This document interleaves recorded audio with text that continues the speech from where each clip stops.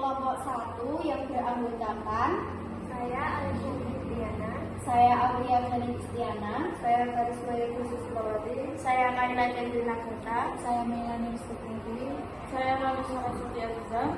Di sini kami ingin mempresentasikan tentang teori tumbuh kembang. Pertumbuhan adalah proses bertambahnya sel-sel tubuh suatu makhluk hidup, sehingga terjadi proses bertambahnya ukuran dan atau volume tubuh. Pertama adalah proses kuantitatif yang bisa diukur dan dinyatakan dengan angka. Faktor tumbuh kembang. 1. Faktor genetik. Faktor genetik merupakan modal dasar untuk mencapai hasil akhir proses tumbuh kembang. Adapun untuk memperoleh hasil yang optimal, hendaknya potensi genetik yang bermutu bisa berinteraksi dengan lingkungan yang positif. 2. Faktor lingkungan.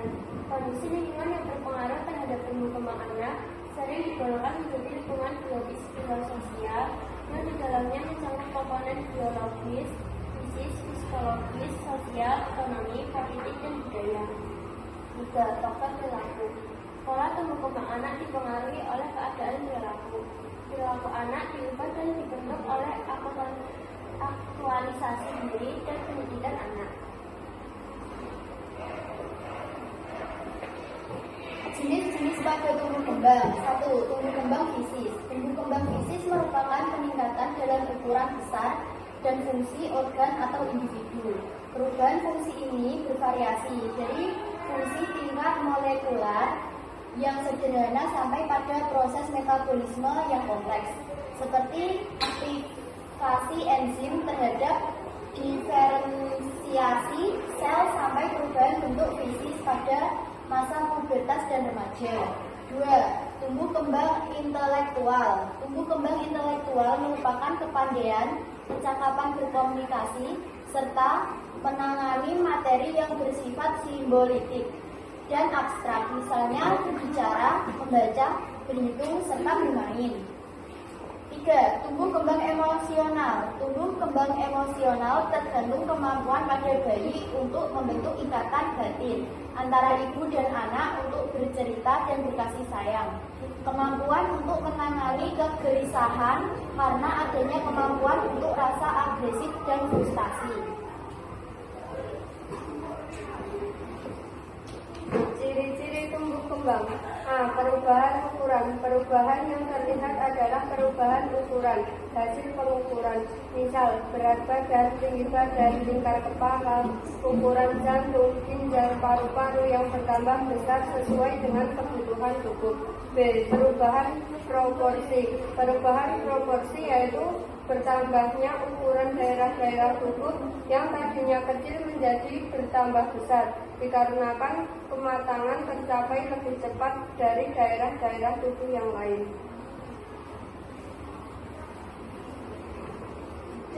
Hilangnya ciri-ciri lama. 1. Hilangnya biji susu pada anak yang bertambah usia. 2. Saat memasuki usia dewasa, kelenjar ini akan mengecil dan pada lansia hampir seluruh jaringan kelenjar timus akan tergantikan dengan jaringan lemak. 3. Refleksi primitif pada bayi berupa gerakan jari-jari mencengkram ketika bagian bawah kaki diusap. Indikasi syaraf berkembang dengan normal hingga di usia 4 bulan. D. Timbulnya ciri-ciri baru. Pada manusia bertambahnya usia muncul ciri-ciri baru, misalnya mulai tumbuh gigi baru setelah gigi sudah hilang, munculnya jangkut, munculnya rambut pada ketiak maupun dada saat tumbuh dewasa. Ciri-ciri perkembangan. Perkembangan menimbulkan perubahan. Setiap ada perkembangan pasti menimbulkan perubahan. Dari bayi ke anak seolah pasti berubah ukuran badan, kognitif, psikososial, psikoseksual, dan moral. B. Pertumbuhan dan perkembangan tahap awal menentukan pengembangan selanjutnya. 1000 hari pertama yang bisa disebut golden age menentukan pertumbuhan ke tahap selanjutnya.